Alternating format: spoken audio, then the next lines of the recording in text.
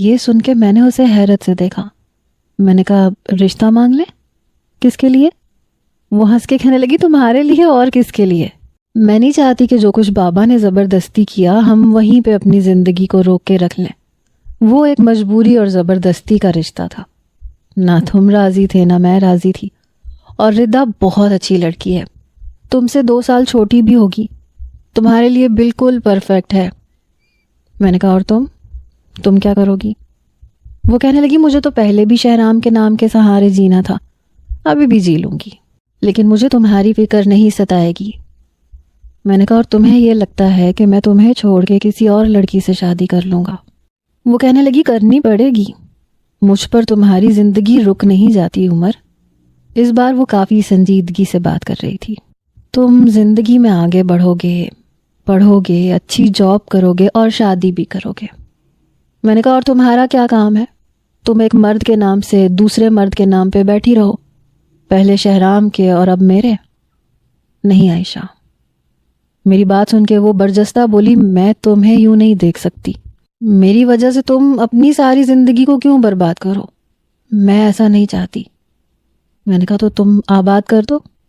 یہ کہتے ہوئے میں نے اس کا ہاتھ پکڑ لیا. پہلے تو اس نے حیرت سے مجھے دیکھا، پھر غصے سے اپنا ہاتھ چھڑوایا. کہنے لگی دماغ تو خراب نہیں ہو گیا تمہارا عمر؟ جو آج کہا ہے آئندہ مت کہنا. میں تمہارے بارے میں مر کے بھی ایسا نہیں سوچ سکتی، بہت چھوٹے ہو تم مجھ سے. یہ کہہ کے ٹرے اٹھا کے چلی گئی. لیکن میں سوچنے لگا تھا. میں نے صرف اسے ہی آج تک سوچا تھا اور کسی کو نہیں. اگلے روز میری چھٹی تھی. پورا دن عائشہ نے مجھ سے سیدھے منہ بات نہیں کی. کھانا بنا کے ردا کے گھر چلی گئی. پورا دن وہاں گزار کے آئی. میں نے بھی بات نہیں کی. رات کو بارش ہونے لگی. لاؤنج میں ہی بہت بڑی بالکنی تھی. میں وہاں کرسی رکھ کے بیٹھ گیا. اوپر سے چھت نہیں تھی. میں بارش میں بھیگتا رہا. اندر لگی آگ کو بجھانے کی کوشش کرتا رہا، مگر اتنے ہی جذبات اور تنگ کر رہے تھے. دل کی ضد عروج پر تھی. میں کب تک اپنے دل پر، اپنے آپ پر پابندیاں لگاتا رہتا؟ کیوں لگاتا رہتا؟ وہ جو میرے بارے میں سوچ رہی تھی مجھے وہ کرنا ہی نہیں تھا. رات 12 بجے شاید اس کی آنکھ کھلی. وہ شاید لاؤنج میں پانی پینے آئی. بالکنی کا دروازہ کھلا دیکھ کے بند کرنے کے لیے آئی. مجھے بارش میں بھیگا دیکھا تو کہنے لگی یہاں کیا کر رہے ہو؟ میں نے کہا تمہیں نظر نہیں آتا. میں نے غصے سے جواب دیا. وہ کہنے لگی تم جانتے ہو نا بارش میں تمہیں زکام ہو جاتا ہے، بیمار پڑ جاؤ گے.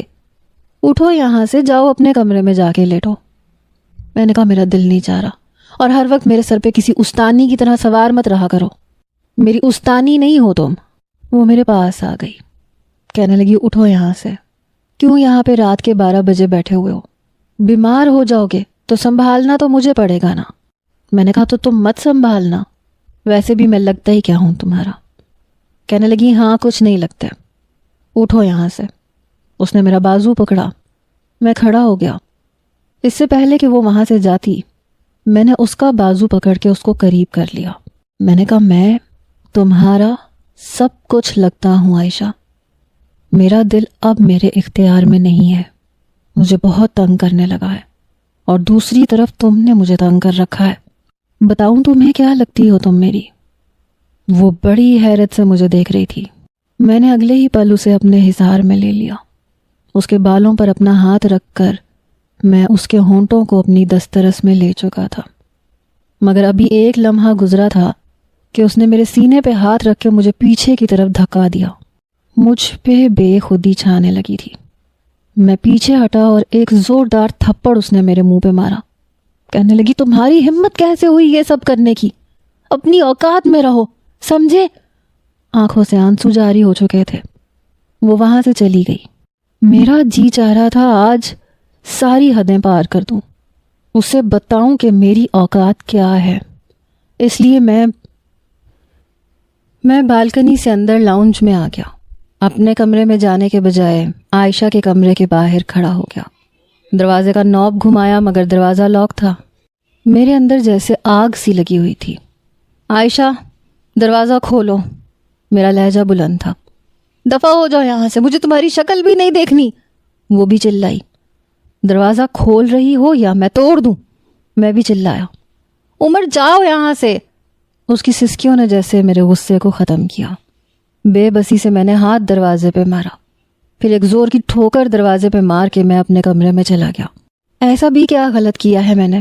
میری بیوی ہے، میری ہے، پھر میں کیوں صبر کروں؟ وہ کیوں مجھ سے ایسی شرافت ایکسپیکٹ کر رہی ہے جو میں تو کم از کم نہیں دکھا سکتا؟ محبت کا جواب محبت سے نہیں دے سکتی تو نفرت سے کیوں؟ میرا خون کھول رہا تھا. کیا نہیں کر رہا تھا اس کے لیے میں جاب کر رہا ہوں، پڑھ رہا ہوں، اس کے سارے اخراجات اٹھا رہا ہوں. پھر کیوں اسے لگتا ہے کہ میں چھوٹا ہوں، اس کے ساتھ یہ رشتہ نہیں نبھا سکتا؟ اسے شہرام نظر آتا ہے جو دنیا میں نہیں ہے، مگر اسے میں نظر نہیں آتا. میری محبت نظر نہیں آتی کیا اسے؟ شہرام یوں اس کے قریب جاتا تھا تو کیا اسے تھپڑ مارتی تھی؟ وہ اسے نہیں مارتی تھی، اسے تو پیار کا جواب پیار سے دیتی تھی. میرا بس نہیں چل رہا تھا کہ کیسے عائشہ کے دل سے شہرام کی محبت کو کھرچ کے نکال دوں. آنسو میرے بھی بہہ رہے تھے. باہر بجلی چمک رہی تھی، بادل گرج رہے تھے، بارش اور بھی تیز ہو گئی اور میں اپنے کمرے میں بیٹھا رو رہا تھا. کافی دیر تک اپنا جی جلاتا رہا، پھر کپڑے تبدیل کیے. چھینکیں شروع ہو چکی تھیں، رات تک بخار ہو گیا تھا، لیکن پھر بھی صبح اٹھ کے میں کالج چلا گیا. پورا دن اپنے کام میں مصروف رہا. واپس گھر آیا تو عائشہ کا دروازہ بند تھا. کھانا بھی نہیں بنا ہوا تھا.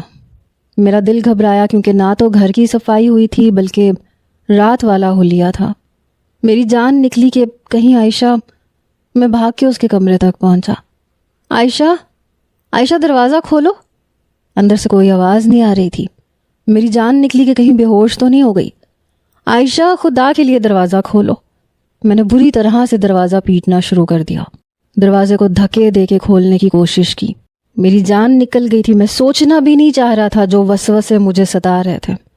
میں نے دروازے کو پوری قوت سے دھکا دینا شروع کر دیا. تبھی باہر کا دروازہ کھلا. سامنے عائشہ تھی. وہ گھر سے باہر تھی تو پھر کمرے میں.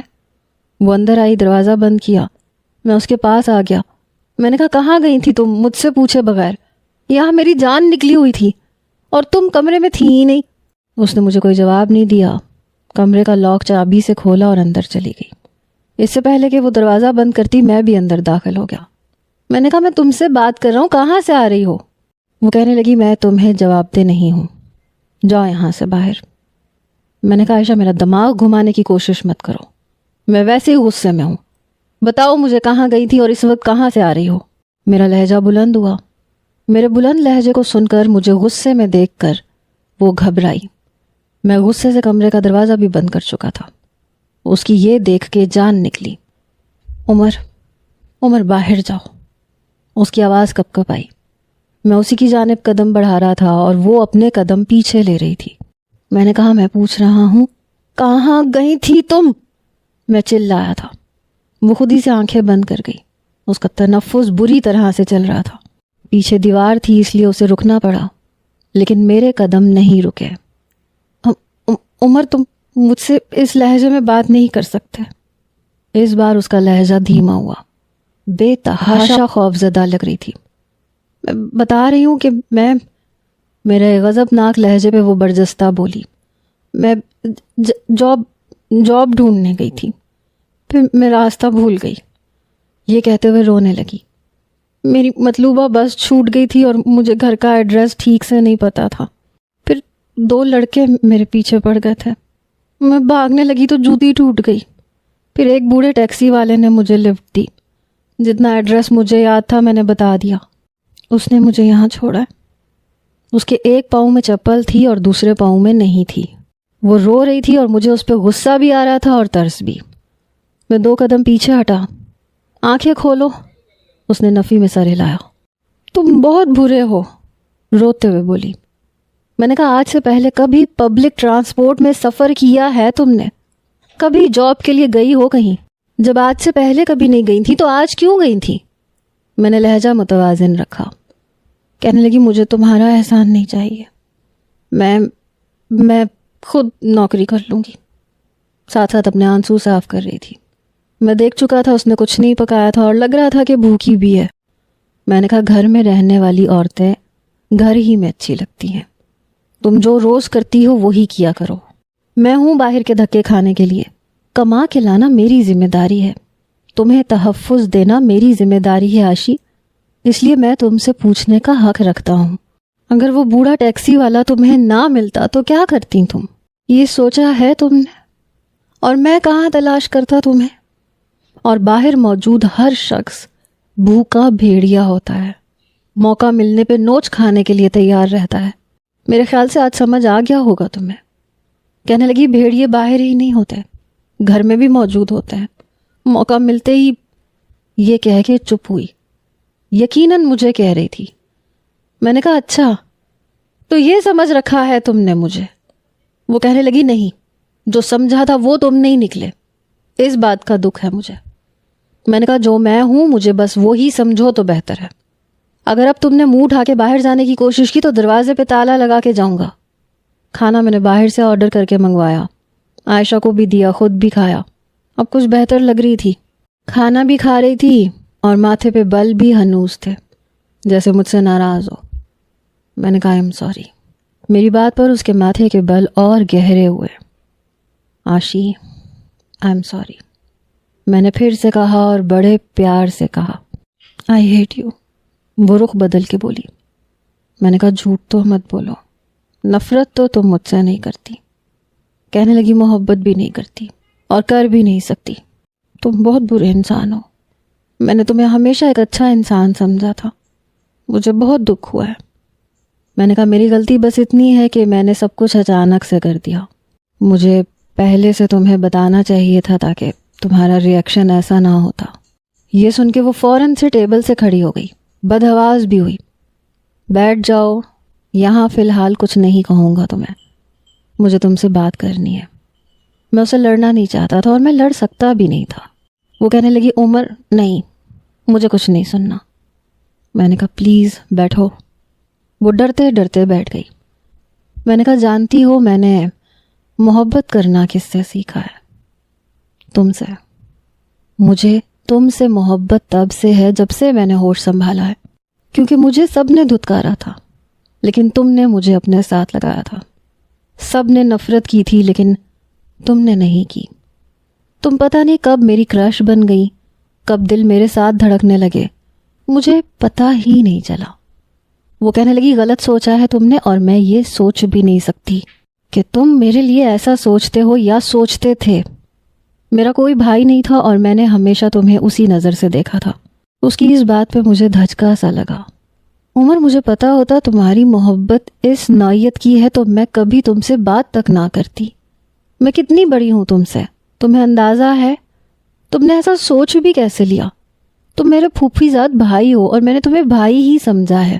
افسوس ہے مجھے تمہاری سوچ پہ۔ میں نے کہا جیسے تم نے شہرام کے لیے سوچ لیا، وہ بھی تو تمہارا خالہ زاد بھائی ہی تھا نا، اس کے لیے ایسا کیوں نہیں سوچا؟ اسے بھائی کی نظر سے کیوں نہیں دیکھا؟ اس لیے نہ کہ شروع سے تمہیں یہ بتایا گیا تھا کہ وہ تمہارا شوہر بنے گا، اس لیے تمہاری سوچ، تمہارے خیالات اس کے لیے الگ تھے۔ تم کرو تو محبت، میں کروں تو گناہ کیوں؟ میری بات پہ وہ اٹھ کے کھڑی ہو گئی۔ مجھے تم سے کوئی بات نہیں کرنی، میں تمہیں کبھی بھی شہرام کی جگہ نہیں دے سکتی، مجھے شہرام کی جگہ چاہیے بھی نہیں، مجھے بس میرے رشتے کا حق چاہیے۔ شرافت سے دے دو، تمہاری مرضی ہے، ورنہ۔ میں نے بات ادھوری چھوڑ دی۔ وہ کہنے لگی ورنہ کیا؟ دیکھو تم میرے ساتھ زبردستی نہیں کر سکتے۔ رنگ فکسا پڑ گیا، اٹھ کے اپنے کمرے میں چلی گئی، دروازہ بھی لاک کر دیا۔ ٹیبل سے برتن میں نے ہی اٹھائے، کچن بھی صاف کر دیا، برتن بھی دھو دیے۔ اپنے کمرے میں جانے سے پہلے میں عائشہ کے کمرے کے باہر کھڑا ہو گیا، دروازے پہ دستک دی۔ صبح ناشتہ بنا دینا بیوی، روز روز بازار کا نہیں کھاؤں گا۔ جان بوجھ کے میں نے اسے اپنا رشتہ جتایا تھا۔ پھر اپنے کمرے میں جا کے لیٹ گیا۔ سیمسٹر کے پیپر شروع ہو چکے تھے۔ صبح اٹھا تو ناشتہ خود ہی بنانا پڑا، مگر جانے سے پہلے میں نے باہر سے دروازہ بند کر دیا تاکہ عائشہ باہر نہ جا سکے۔ رات کو جب میں واپس آیا تو لاؤنج خالی تھا۔ عائشہ کا کمرہ بھی کھلا ہوا تھا مگر وہ اندر نہیں تھی۔ میرے کمرے سے کھٹ پٹ کی آوازیں آ رہی تھیں۔ میں کمرے میں گیا تو میری الماری سے پتہ نہیں کیا ڈھونڈ رہی تھی۔ میرے کپڑے تک نکال کے بیڈ پہ رکھے ہوئے تھے۔ میں نے کہا یہ کیا کر رہی ہو؟ میری آواز پہ وہ بری طرح سے چونکی. کہنے لگی میرا پاسپورٹ کہاں ہے؟ لگ رہا تھا ابھی رو دے گی. میں نے کہا یہاں پہ نہیں ہے. بنا میری طرف دیکھے نظریں جھکائے بات کر رہی تھی. پھر کہاں پہ ہے؟ میں نے کہا کیا کرنا ہے تم نے پاسپورٹ کا؟ میری بات پہ کہنے لگی میں تمہیں بتانا ضروری نہیں سمجھتی. میرا پاسپورٹ دو. نہیں ملے گا، بھول جاؤ پاسپورٹ کو. کھانا لگاؤ، بیوی بھوک لگ رہی ہے. میری بات پہ وہ چڑ سی گئی. تمیز سے بات کرو مجھ سے، سمجھے نا؟ میں نے کہا میں نے بدتمیزی کی ہے؟ ظاہر ہے تم میری بیوی ہو تو بیوی کو بیوی کہنا بدتمیزی تو نہیں ہوتا. تمہیں پسند نہیں ہے تو میں کچھ اور کہہ دیتا ہوں. میں بالکل اس کے سامنے کھڑا تھا. وہ اپنے ماتھے سے پسینہ صاف کر رہی تھی، کافی گھبرائی ہوئی تھی. میں نے کہا جانے من کہہ دوں. میری بات پہ وہ اور بھی نروس ہوئی. ہٹو یہاں سے، مجھے میرا پاسپورٹ چاہیے، میں واپس پاکستان جاؤں گی. بے حد گھبرائی ہوئی تھی. میری اجازت کے بغیر تم گھر سے باہر نہیں جا سکتی. پاکستان تو بہت دور کی بات ہے. میری بات سن کے اس کی آنکھوں میں موٹے موٹے آنسو آئے. عمر مجھے یہاں نہیں رہنا، مجھے موبائل دو، میں بابا سے بات کروں گی، مجھے گاؤں واپس جانا ہے. میں نے کہا بہت شوق ہے مرنے کا تو مجھ پہ مر مٹو، فائدے میں رہو گی. میں جان بوجھ کے اسے زج کر رہا تھا. وہ مجھے پیچھے ہٹا کے کمرے سے باہر چلی گئی. جانے من جلدی کھانا گرم کر دو، بہت بھوک لگ رہی ہے، میں نے بلند لہجے میں کہا. اپنے کپڑے میں نے میں رکھے اور نہا کے جب باہر آیا تو کھانا ٹیبل پہ رکھا ہوا تھا، مگر وہ اپنے کمرے میں تھی. میں نے کھانا کھایا، لاؤنج میں ہی بیٹھا رہا. کچھ دیر بعد عائشہ اپنے کمرے سے باہر آئی. کھانے کی ٹرے کچن میں رکھ رہی تھی. کھانا اس نے اپنے کمرے میں کھایا تھا. مجھ سے کترانے کی کوشش کر رہی تھی، پھر واپس اپنے کمرے میں چلی گئی. رات کو میں نے اس کے کمرے کا لاک چابی سے کھولا. دروازہ کھل گیا. جب میں اندر آیا تو بیڈ پہ بیٹھی ہاتھ میں شہرام کی تصویر پکڑے رو رہی تھی. اسے شاید اندازہ نہیں تھا کہ میرے پاس بھی کمرے کی چابی ہے، اس لیے گھبرائی. اپنے آنسو صاف کر کے کہنے لگی تم میرے کمرے میں کیوں آئے ہو؟ میں نے کہا ایک شوہر اپنی بیوی کے کمرے میں کیوں آتا ہے، تمہیں نہیں پتا کیا؟ میں اس کے پاس پہنچ گیا. اس کے ہاتھ سے شہرام کی تصویر پکڑ کے میں نے کئی ٹکڑوں میں پھاڑ دی. عائشہ یہ دیکھ کے غصے میں آئی. تم ہوتے کون ہو میرے شہرام کی تصویر پھاڑنے والے؟ میں نے اس کا بازو پکڑ کے اسے اپنے قریب کیا اور بڑے استحقاق سے کہا تمہارا شوہر، آج کے بعد تمہارے ہاتھ میں اپنے علاوہ کسی اور کی تصویر نہ دیکھوں، تمہارے ہونٹوں پر اپنے علاوہ کسی اور کا نام نہ سنوں. مجھے نہیں سننا کہ تم شہرام سے کتنی محبت کرتی ہو، مجھے نہیں سننا کہ وہ تمہارے لیے کیا اہمیت رکھتا ہے. سمجھ میں آ رہا ہے تمہیں؟ میں اس کی آنکھوں میں دیکھ کر بولا تھا. عمر میرا بازو چھوڑو، تم شاید پاگل ہو گئے ہو، مجھے نہیں رہنا تمہارے ساتھ. میں نے اس کے ساتھ لپٹی ہوئی چادر کو اتار کے ایک طرف پھینکا. تمہارا محرم ہوں میں، میرے سامنے اتنے پردوں میں نہ رہا کرو. نکاح نامے پہ سائن تم نے اپنی مرضی سے کیا تھا. نکاح کا مطلب سمجھتی ہو نا کیا ہوتا ہے؟ تمہاری ہر چیز پہ میرا حق ہے اور مجھ پہ تمہارا پورا حق ہے. وہ کہنے لگی چھوڑو عمر مجھے، میں نے بابا کے کہنے پہ نکاح کیا تھا. میں نے کہا کیا تھا نا تو اب نبھاؤ بھی. اس کی آنکھوں سے آنسو بہہ رہے تھے. مجھے نہیں پتا تھا تم ہوس بھری نظروں سے مجھے دیکھتے تھے. تمہاری نیت میں کھوٹ تھا. میں تمہیں کیا سمجھتی رہی، تم کیا نکلے. ہٹو مجھ سے دور، آئی ہیٹ یو. میں نے ہوس بھری نظروں سے آج تک نہیں دیکھا. محبت بھری نظروں سے ضرور دیکھتا تھا اور دیکھتا ہوں. تمہیں اندازہ ہی نہیں ہے کہ میں نے تمہیں کتنا چاہا ہے عاشی. تمہیں دیکھے بنا مجھے چین نہیں آتا. یاد ہے اسکول سے آتے ہی سب سے پہلے تمہارے کمرے میں آتا تھا. کیوں آتا تھا؟ تمہیں دیکھنے کے لیے آتا تھا. کیا سمجھتی ہو تم مجھے پڑھنا نہیں آتا؟ آتا تھا، مگر تمہارے پاس کتابیں لے کے آ جاتا تھا تاکہ تمہارے ساتھ بیٹھ سکوں، باتیں کر سکوں، تمہیں دیکھ سکوں. میں نے دیوانوں کی طرح تمہیں چاہا ہے. اتنی محبت شہرام نے بھی کبھی تم سے نہیں کی ہوگی جتنی میں نے کی ہے. جانتی ہو باغ سے کیریاں توڑتے ہوئے میں درخت سے گر گیا تھا. میں گرا نہیں تھا، میں نے جان بوجھ کے خود کو گرایا تھا تاکہ وہ شہرام تمہیں چھو نہ سکے، تمہیں بالیاں نہ پہنا سکے. وہ تمہارے پاس ہوتا تھا تو مجھے آگ لگتی تھی. میں ٹرائی کرتا تھا کہ وہ حویلی کمایا کرے. جب پتہ چلا کہ وہ واپس آ رہا ہے اور تمہیں ہمیشہ کے لیے مجھ سے دور لے جائے گا تو ہوش اڑ گئے تھے میرے. میں نے رو رو کے تمہیں اللہ سے مانگا تھا. یہ کہا تھا کہ تم ہر حال میں مجھے مل جاؤ، اور وہ شہرام تمہاری زندگی سے چلا جائے۔ میں شاید جذبات میں بہت زیادہ بول گیا تھا۔ یہ سن کے عائشہ پتھر کی ہو گئی، مجھے یک ٹوک دیکھے جا رہی تھی۔ کیا کہا تم نے؟ عمر، تم نے میرے شہرام کو بد دعا دی تھی؟ اس کی بات میں مجھے احساس ہوا کہ میں شاید کچھ غلط بول گیا۔ نہیں، میں نے بد دعا نہیں دی تھی۔ میں ہچکچایا۔ وہ بولی، نہیں، تم نے اسے بد دعا ہی دی تھی، تمہیں وہ برا جو لگتا تھا۔ عمر، تم نے اپنی خود غرضی میں مجھ سے میرا شہرام چھین لیا۔ تم نے مجھے مانگا ہی کیوں؟ پہلے مجھ سے تو پوچھ لیتے، میں تمہاری ہونا بھی چاہتی ہوں کہ نہیں۔ تم نے مجھ سے میرا سب کچھ چھین لیا۔ میں نے اس کا ہاتھ چھوڑ دیا۔ میں پاگل تھی جو تمہیں بن ماں باپ کا سمجھ کے پیار کرتی رہی کہ تمہیں ماں کی کمی محسوس نہ ہو، اور تم نے مجھ سے میری محبت چھین لی۔ تم نے شہرام کو مجھ سے دور کرنے کی دعائیں کی۔ جانتے ہو وہ میرے لیے کیا تھا؟ وہ میری روح میں بستا ہے۔ میں اس سے اتنی محبت کرتی ہوں عمر کہ اس کے نام پہ بیٹھنا مجھے آسان لگتا ہے، تمہارے ساتھ رہنا مشکل لگتا ہے۔ وہ پھوٹ پھوٹ کے رو رہی تھی۔ میری نیکی نے مجھے کہیں کا نہیں چھوڑا۔ مجھے تم پہ صرف ترس آتا تھا عمر، کیونکہ کسی کا بھی رویہ تمہارے ساتھ ٹھیک نہیں تھا۔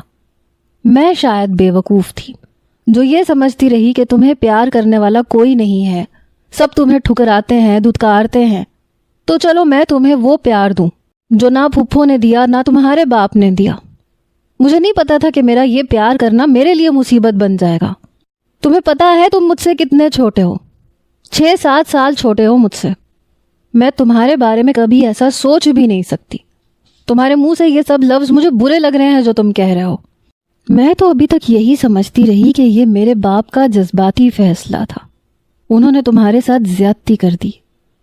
لیکن تمہاری باتوں نے، تم نے مجھے میری نظروں سے گرا دیا۔ تم نے مجھے یہ بتا دیا کہ کبھی بھی کسی یتیم کزن سے ہمدردی نہیں کرنی چاہیے۔ میں نے کہا، مجھے یہ بتاؤ کہ میرا قصور کیا ہے؟ کیا میں نے کہا تھا کہ میرا باپ میری ماں کو طلاق دے، مجھے بے آسرا چھوڑے؟ میں تو چھوٹی مومانی کو ماں سمجھتا تھا، امی کہتا تھا انہیں، اور وہ امی کہنے سے ماں نہیں بنی۔ چھوٹے ماما کو بابا کہا، پر وہ باپ نہیں بنے۔ ساری زندگی یاسر اور فرحان کی اترن پہنی۔ اتنی بڑی حویلی میں سب کے بڑے بڑے کمرے تھے، مجھے اسٹور روم میں رکھا گیا۔ میری ماں نے مجھے پلٹ کے نہیں دیکھا۔ میرے پاس کون تھا؟ میرے پاس صرف تم تھی عاشی۔ میں بہت ڈر گیا تھا تمہیں کھونے سے، بہت زیادہ ڈر گیا تھا۔ مجھے لگتا تھا تم چلی گئی تو میری زندگی ختم ہو جائے گی، میں صرف ایک غلام رہ جاؤں گا۔ اس غلامی میں ایک تم تھی جس نے مجھے بادشاہ جیسی اہمیت دی۔ کوئی مجھے تھپڑ مارتا تھا، تم پیچھے اس کا ہاتھ جھٹک دیتی تھی۔ کوئی مجھے دھتکارتا تھا تو تم مجھے اپنا لیتی تھی۔ مجھے بتاؤ میرا قصور کیا تھا؟ میری آنکھوں سے آنسو بہہ رہے تھے، رو وہ بھی رہی تھی۔ تمہیں لگتا ہے شہرام میری بد دعا سے مر گیا؟ تمہیں غلط لگتا ہے، ایسے کوئی نہیں مرتا۔ میں تو چلا گیا تھا وہاں سے تاکہ تم چلی جاؤ، رخصت ہو جاؤ اپنی محبت کے ساتھ۔ تم خوش رہو گی تو شاید میں بھی خوش رہوں گا، لیکن جس حال میں تم وہاں جا رہی تھی تم خوش نہیں رہ سکتی تھی۔ تمہیں پتا ہے بڑی مومانی اور چھوٹی مومانی کیا باتیں کر رہی تھی؟ کہہ رہی تھی تم صوفیہ کی شادی میں نہیں جاؤ گی ورنہ تمہاری نحوست اسے لگ جائے گی۔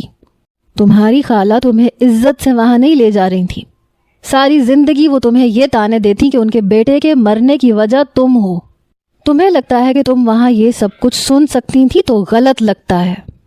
عاشی، مجھے تم سے ابھی بھی صرف محبت چاہیے، اور یہ ایسی کوئی انہونی بات نہیں ہے کہ میں تم سے 6-7 سال چھوٹا ہوں تو میں تم سے شادی نہیں کر سکتا۔ ایسا تو کہیں نہیں لکھا، اگر کسی کتاب میں لکھا ہے تو لاؤ مجھے دکھاؤ۔ میری محبت تمہیں ہوس لگ رہی ہے۔ مجھے بتاؤ، نکاح سے پہلے کیا میں نے تمہیں کبھی ان نظروں سے دیکھا ہے؟ بنا نکاح کے شہرام تمہیں جن نظروں سے دیکھتا تھا، تمہیں وہ سب کچھ اچھا لگتا ہے، جائز لگتا ہے جو غلط تھا۔ اب تمہیں یہ سب کچھ غلط لگ رہا ہے جو جائز ہے، تو ٹھیک ہے۔ یہ کہہ کے میں اپنے کمرے میں گیا۔ الماری کے اندر ایک خفیہ لاکر تھا، میں نے وہ کھولا، اس کا پاسپورٹ اور ID کارڈ نکال کے اس کے کمرے میں آ گیا۔ وہ ابھی بھی وہی بت بنی کھڑی تھی۔ میں نے بیڈ پہ پھینک دیا، اپنی جیب میں سے بٹوا نکال کے بھی وہیں رکھ دیا۔ میں نے کہا اس میں پیسے ہیں، تمہیں ٹکٹ بڑی آرام سے آ جائے گی، چلی جاؤ، اپنی ایسی محبت کی وفا نبھاؤ جو تمہارے محبوب کو نظر بھی نہیں آئے گی۔ گولیوں سے مار دیں گے تمہیں، اور بیچ میں اب تمہارا باپ بھی شامل ہوگا۔ وہ چاہ کے بھی تمہارے سینے پہ پڑنے والی گولی کو نہیں کھا سکے گا، اور تمہاری وہ خالہ جو اپنے بیٹے کے مرنے پہ تمہیں کوسنے دے رہی تھی، تمہیں بدبخت کہہ رہی تھی، سب سے پہلی گولی وہ تمہارے سینے پہ چلائے گی۔ شہرام کی زندگی اتنی ہی تھی جتنی اس نے گزار لی، لیکن اس کی خاطر تم بے موت ماری جاؤ گی۔ بچ بھی گئی تو سب لوگ تھو تھو کریں گے تم پہ۔ یہ کہہ کے میں کمرے سے باہر آ گیا، بلکہ اس فلیٹ سے ہی باہر نکل گیا۔ یوں ہی میں بلا وجہ سڑکوں پہ چلنے لگا۔ شاید میں ہی غلط تھا، ایک ٹھکرائے ہوئے انسان کو کبھی بھی کوئی نہیں اپناتا۔ نہ کبھی ماں نے یہ کہا کہ میرے ساتھ ساتھ میرے بیٹے کو بھی اپنا لو، انہیں اپنی زندگی پیاری تھی۔ نہ کبھی باپ نے یہ سوچا کہ اولاد تو میری ہی ہے، اسے اپنے پاس رکھ لوں۔ اگر آپس میں نہیں بنی تھی تو بچہ کیوں پیدا کیا تھا؟ مجھے کیوں دنیا میں لانے کے سبب بنے تھے؟ جسے بچپن سے چاہا اسے میری محبت سے گھن آتی ہے، کیونکہ اس نے میرے ساتھ ہمدردی کی تھی، محبت نہیں کی تھی، مجھ پہ ترس کھایا تھا۔ میں نے ہمیشہ اسے عزت کی نظر سے دیکھا تھا، ہوس بھری نظروں سے کبھی نہیں دیکھا تھا۔ بہرحال میری آنکھوں سے مسلسل آنسو بہہ رہے تھے۔ اچانک سے سامنے سے آنے والی گاڑی ٹھیک سے نظر نہیں آئی۔ روڈ کراس کرتے ہوئے میں بری طرح سے تیز رفتار گاڑی سے ٹکرا گیا۔ ایسے لگا جیسے میں گاڑی سے ٹکرا کر ہوا میں اڑ کے کہیں گرا، اور پھر ہوش نہیں رہی۔ عمر ہوش میں آؤ، کیا ہو گیا تمہیں؟ عائشہ کی آواز میرے کانوں میں گونج رہی تھی، لیکن مجھ سے اٹھا نہیں جا رہا تھا۔ پورا وجود بے جان ہو چکا تھا، سانس بھی تھم تھم کے آ رہا تھا۔ لگ رہا تھا موت واقع ہو جائے گی۔ بمشکل آنکھیں کھولیں، وہ رو رہی تھی۔ پیچھے ردا کھڑی تھی، اس کی والدہ کھڑی تھیں، ایک دو مرد بھی کھڑے تھے۔ عائشہ کے ہاتھ خون سے بھرے ہوئے تھے، شاید میرے سر سے خون نکل رہا تھا۔ وہ ڈاکٹر کو بلا رہی تھی۔ خدا کے لیے کوئی اس کا ٹریٹمنٹ کرو، آپ لوگ کیوں نہیں کر رہے؟ ردا کہنے لگی پلیز انہیں آپریشن تھیٹر میں لے کے جائیں۔ اس سے پہلے کہ میرے اسٹریچر کو آپریشن تھیٹر میں لے جاتے، میں نے عائشہ کا ہاتھ پکڑ لیا۔ میں نے کہا میں نہیں بچوں گا، بس ایک بار کہہ دو کہ تم میری ہو، تاکہ مرنا آسان ہو جائے، پلیز۔ لیکن اس نے نہیں کہا۔ آپریشن میں جاتے ہی مجھے نرسز اور ڈاکٹروں کی آوازیں آنے لگیں۔ خون بہت زیادہ بہہ چکا تھا، بہت مشکل ہے یہ بچ پائے۔ میری سانسیں اکھڑی اکھڑی نکل رہی تھیں۔ میں نے کلمہ پڑھا، آنکھوں سے آنسو بہہ رہے تھے، اور آنکھوں میں صرف عائشہ کا چہرہ تھا۔ میں بے ہوش ہو چکا تھا، میرے چہرے پہ پانی کی بوندیں گری، سر میں بہت درد تھا۔ بڑی مشکل سے میں نے اپنی آنکھیں کھولیں۔ ہاسپٹل کا کمرہ نظر آنے لگا۔ تو کیا میں زندہ تھا؟ سب کچھ دھندلا دھندلا نظر آ رہا تھا۔ جب اپنے برابر میں نظر پڑی تو عائشہ تھی، رو رہی تھی۔ شاید اس کے آنسو ہی میرے چہرے پہ گرے تھے۔ مجھے ہوش میں دیکھ کے نرس پکارنے لگی، کہنے لگی نرس جلدی آئے، میرے شوہر کو ہوش آ گیا ہے۔ اس کا مطلب میں بچ گیا تھا۔ کچھ ہی دیر میں نرس اور ڈاکٹر بھی آ گیا، مجھ سے سوال کرنے لگے۔ میں بہت آہستہ آہستہ جواب دے رہا تھا۔ پھر پتہ چلا کہ 3 دن بعد ہوش آیا ہے۔ پاؤں میں فریکچر ہو گیا تھا، باقی سر پہ زیادہ چوٹیں آئی تھیں۔ بہرحال 2 دن میں ہسپتال میں ہی رہا، مدد کی کہ پروفیسر سے کہہ کے سیمسٹر کے پیپرز دوبارہ دلوا دیے۔ اب میں گھر آتا تو کتابیں لے کے بیٹھ جاتا۔ اگلے مہینے میری ڈیوٹی آورز بھی بڑھ چکے تھے۔ مہینے کی تنخواہ کے ساتھ میں نے عائشہ کے ہاتھ میں اور پیسے بھی رکھ دیے۔ میں نے کہا یہ جو زیور تم نے میری خاطر بیچا تھا وہ پیسے ہیں، باقی میں اتار دیا کروں گا اور ماموں کا احسان بھی اتار دوں گا۔ کہنے لگی یوں غیروں کی طرح بات کیوں کر رہے ہو؟ میں نے کہا اس لیے کیونکہ میں غیر ہوں۔ کہنے لگی کھانا گرم کر دوں؟ میں نے کہا نہیں، میں خود کر لوں گا، تم چاہو تو اپنے کمرے میں جا سکتی ہو، میرے کام مت کیا کرو۔ وہ مجھے دیکھ کے رہ گئی۔ میں نے خود اپنا کھانا گرم کیا، کھانا کھایا، پھر اپنے کمرے میں چلا گیا۔ صبح بھی میں جلدی اٹھ گیا۔ وہ میرے کپڑے پریس کر رہی تھی، میں نے اس کے ہاتھ سے استری پکڑ لی۔ میں نے کہا چھوڑو اسے، میں کر لوں گا۔ کہنے لگی عمر تمہیں مسئلہ کیا ہے؟ اس طرح اجنبیوں کی طرح بات کیوں کر رہے ہو؟ میں نے کہا اس لیے کہ میں احسان لے لے کے تھک چکا ہوں۔ تمہارے بہت احسانات ہیں مجھ پہ۔ ایک یتیم بے سہارا کے ساتھ تم نے ترس کھا کے ہمدردی کا رشتہ نبھایا ہے، مجھ پہ احسان کیا ہے تمہارے باپ نے، تمہارے چچا نے، لیکن بے فکر رہو، سب کے احسانات اتار دوں گا۔ لیکن میرا ایک مشورہ ہے تم سے، آج کے بعد کبھی کسی پہ ترس کھا کر اس سے پیار مت کرنا۔ پلیز سامنے والے کو اس کی اوقات میں رکھنا، اسے یہ احساس مت دلانا کہ وہ تمہارے لیے خاص اہمیت رکھتا ہے۔ اپنے زیور کس جیولر کو بیچے ہیں تم نے؟ کہنے لگی کیوں؟ میں نے کہا جو پوچھ رہا ہوں وہ بتاؤ۔ کہنے لگی مجھے ہوش نہیں تھی، میں نے ردا کی امی کو پکڑا دیے تھے۔ میں نے کہا ٹھیک ہے۔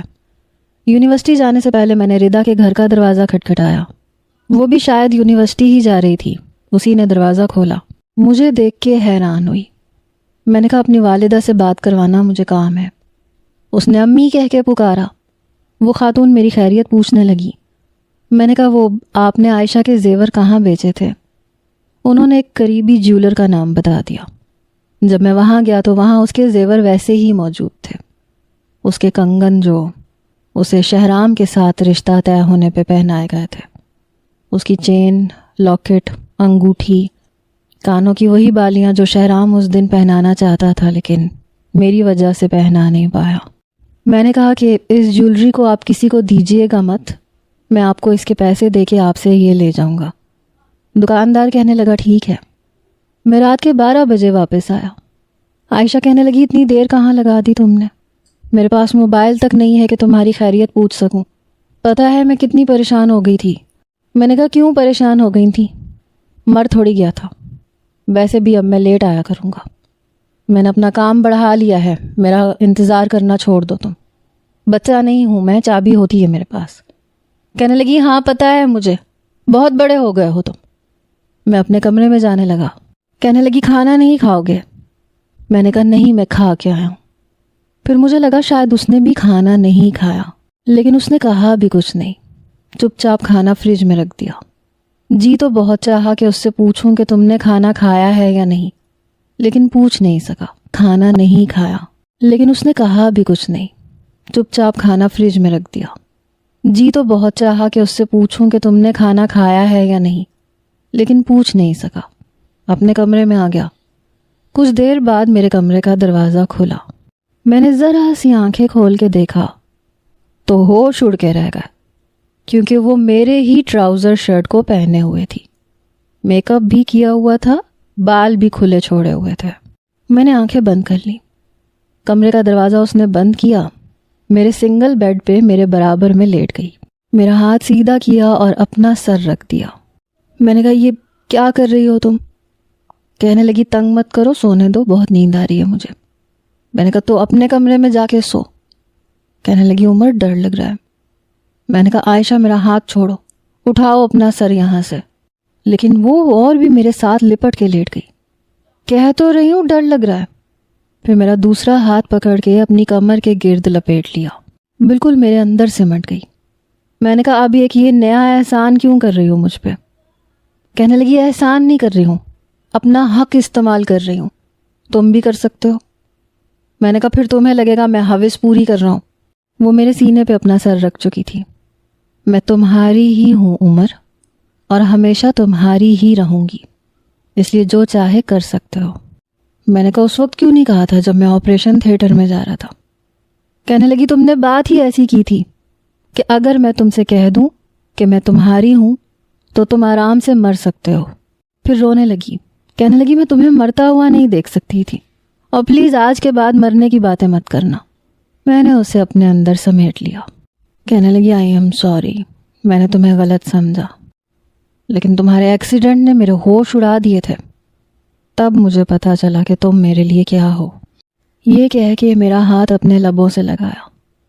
سب کچھ خواب لگ رہا تھا جاگ جاؤں گا تو سب کچھ ختم ہو جائے گا، لیکن کبھی کبھی حسین لمحات خواب نہیں ہوتے، وہ سچ ہوتے ہیں۔ پہلی بار سینے میں دھڑکنیں عائشہ کی دھڑک رہی تھی، لگ رہا تھا اب مکمل ہو چکا ہوں۔ اس رات کی صبح بھی بہت حسین تھی۔ عمر 10 بج رہے ہیں، فیکٹری نہیں جانا؟ ابھی بھی وہ میرے پہلو میں تھی۔ میں نے کہا نہیں، کچھ دن اب صرف تمہارے نام کرنا چاہتا ہوں، اپنی خوش نصیبی پہ یقین کرنا چاہتا ہوں۔ سچ بتاؤں تو تمہیں چھوڑنے کو جی ہی نہیں چاہ رہا۔ اس کا شرمایا روپ میرے لیے تھا، اس کے بلش کرتے رخسار دیکھ کر دل پھر سے بے ایمانی پہ اکسا رہا تھا۔ زندگی اپنی ڈگر پہ آ چکی تھی. اللہ نے بیٹا بھی دیا اور بیٹی کی نعمت سے بھی نوازا. لیکن ابھی بھی جب گھر آؤں تو سب سے پہلے نظریں عائشہ کی متلاشی ہوتی ہیں، جو مسکراتے ہوئے میرا استقبال کرتی ہے. تو میرے دن کی ساری تھکن دور ہو جاتی ہے.